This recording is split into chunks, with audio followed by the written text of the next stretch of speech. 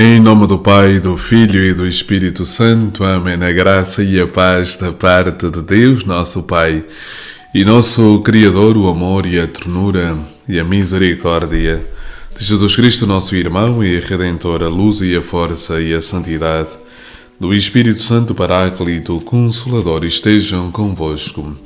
Bendito seja Deus que nos reuniu no amor de Cristo. Caríssimos irmãos e irmãs, sejam todos muito bem-vindos ao programa Palavra para o Teu Dia da Comunidade Lux Divina. Aí onde está na circunstância concreta do seu dia, com ideias claras e distintas, ora comigo, ora conosco, ao Deus da vida, ao Senhor que dá sentido à nossa existência.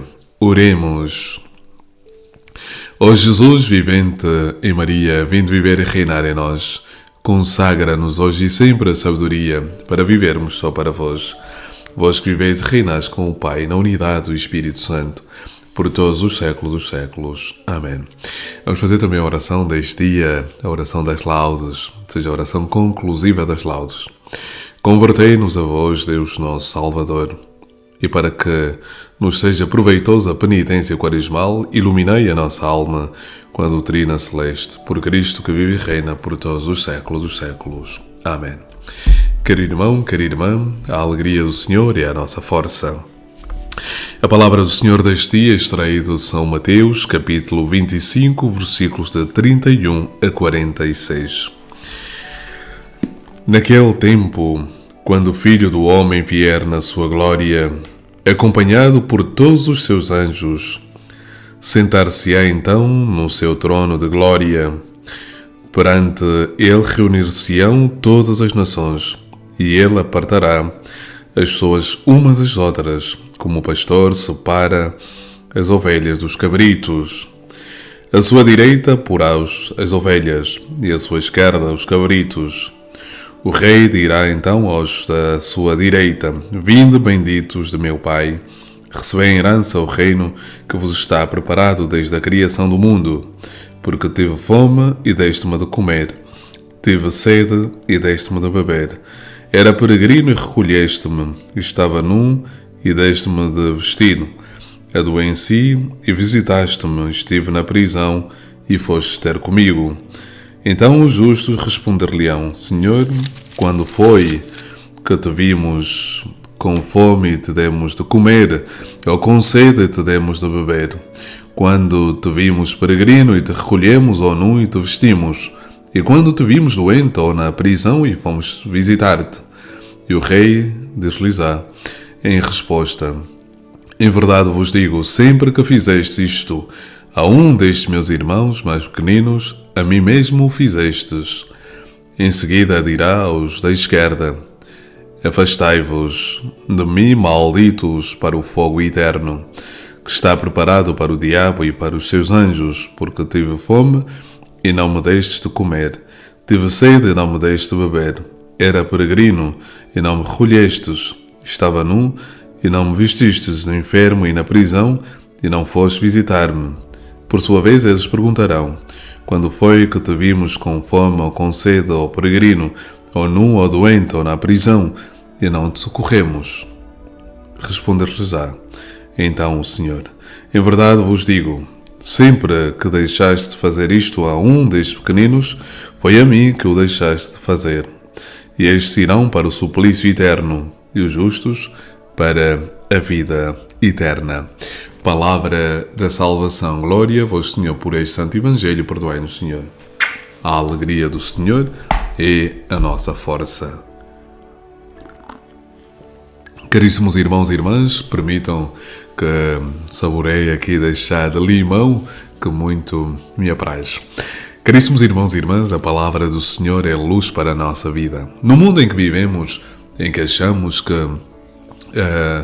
não devemos ser tratados todos da mesma forma, todos com os mesmos direitos, sem responsabilidades, sem deveres, a palavra do Senhor hoje vem confirmar uma verdade nas nossas vidas e no nosso coração. A verdade é que Deus estabelece uma conduta, um padrão de vida. E este padrão de vida estabelecido pelo Senhor é naturalmente uma proposta. E como não pensar, caríssimos irmãos e irmãs, que o tempo da Quaresma é o tempo de redescobrirmos uma verdade fundamental na nossa vida.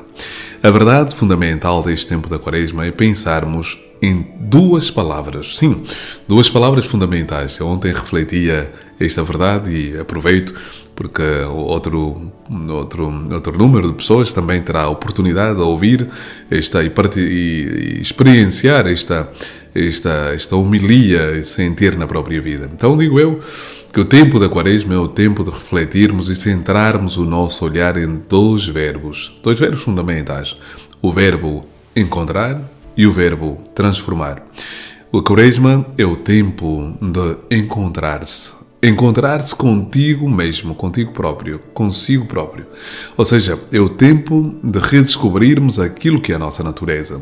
Sabemos que a filosofia traz esta questão como algo central. Ou seja, quem sou? E aqui é fundamental citarmos o grande filósofo Sócrates, quando no templo de Delfos ele descobre esta frase, esse oráculo, né? Conhece-te a ti próprio. Portanto, é uma chave importante neste tempo da Quaresma, aproveitarmos este tempo para fazermos uma introspeção, tentar perceber o que é que em nós faz com que nós não sejamos verdadeiramente aquilo que devemos ser. Sim, caro irmão e cara irmã, isso não é apenas filosofia, isto é puro cristianismo, isto é pura mensagem de Jesus. Eu devo entrar em mim durante este tempo, não apenas durante a Quaresma, mas a Quaresma é o período em que nós devemos redobrar os nossos esforços, é o período em que devemos redobrar a nossa atenção, é o período em que devemos redobrar tudo aquilo que está em relação com a nossa fé. Portanto, primeiro aspecto, nós devemos pensar, quem sou eu? Ou seja, como é que Deus olha para mim? Como é que eu olho a mim mesmo? Ou seja, como é que eu, entrando dentro de mim, percebo o que é que está em mim que contribui para que eu não seja verdadeiramente quem eu devo ser? Isto é importante. Portanto, é importante. Segundo encontro, é encontrar-se com Deus, porque o encontro com Deus iluminará a minha consciência, o meu intelecto, o meu coração, a minha vida, para que eu descubra verdadeiramente quem sou. Portanto, o encontrar-se com Deus é um imperativo categórico para que eu possa descobrir-me, ou seja, descobrir a minha essência, a minha natureza. Ou seja, o encontrar-se com Deus é uma realidade sine qua non, né? Ou seja, é indispensável. E encontrar-se com Deus fará assim que eu me conheça cada vez melhor e descubra qual é a minha verdadeira realidade, se quisermos. Ou seja, quando no encontro com Deus eu conheço Deus, Deus ilumina o meu coração, ilumina a minha alma e eu descubro quem realmente sou. E descobrindo quem realmente sou, vou trabalhando então para moldar o meu coração, transformar o meu coração, e aqui entra o segundo verbo, ou seja, transformar o meu coração para que seja realmente aquilo que Deus pretende. O último encontro é o encontro com o próximo.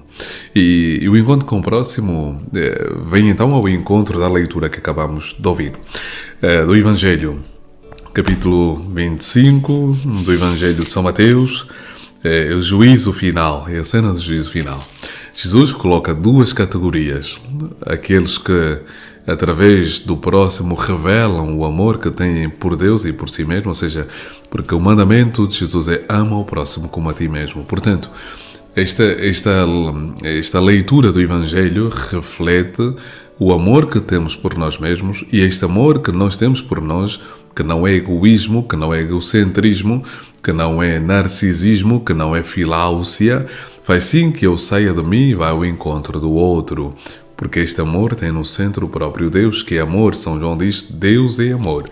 E, portanto, quem ama vem de Deus. E esta é a primeira verdade dentro deste grupo. Estes são aquele que a parábola caracteriza como as ovelhas, né? Ou seja, a Sagrada Escritura usa sempre esta imagem da ovelha como um sinal de mansidão, de obediência, de fidelidade. Portanto, aqueles que vivem na graça do Senhor, aqueles que amam o Senhor, aqueles que procuram conhecer o próprio coração, iluminados pela graça do Senhor, para amarem-se a si mesmos, amarem o Senhor e amarem o próximo. Portanto, esta é a primeira categoria. A segunda categoria, o segundo grupo, são aqueles que não entram em profundidade, vivem, como dizia Pascal, uma vida fundamentada apenas na diversão, no divertimento, naquilo que é passageiro, naquilo que é apenas prazeroso e que não deixa entrar o ser humano na profundidade do seu ser. Portanto, aqui temos uma realidade importante para refletirmos. E desde já fica claro então que este grupo está longe da experiência do autoconhecimento, que é uma graça de Deus que permite conhecermos a nós mesmos, conhecer o próprio Deus, e conhecendo o próprio Deus conhecemos a nós mesmos e vivemos um conhecimento e um amor pelo próximo. Portanto, este grupo está excluído desta realidade. E é uma autoexclusão, ou seja, são eles que se afastam do Senhor. Portanto, meu irmão, minha irmã, claro que você quer estar nesta relação com Deus, quer pertencer ao grupo das ovelhas que estão condenadas eternamente. E eu comecei essa reflexão dizendo que vivemos num mundo onde temos direitos e não temos deveres nem obrigações. Portanto, muitos pensam que Deus não julga, que Deus não condena. É falsa essa teologia. A teologia bíblica mostra-nos claramente que Deus condena. Ou seja, a condenação de Deus é quando o ser humano não vive e não procura viver compativelmente com aquilo que Deus pretende. Procuremos o Senhor em espírito e verdade e nos deixemos iluminar por Ele. O Senhor esteja convosco, Ele está no meio de nós. Abençoe-vos Deus Todo-Poderoso, o Pai, o Filho e o Espírito Santo. Amém. A alegria do Senhor é a nossa força. Amém.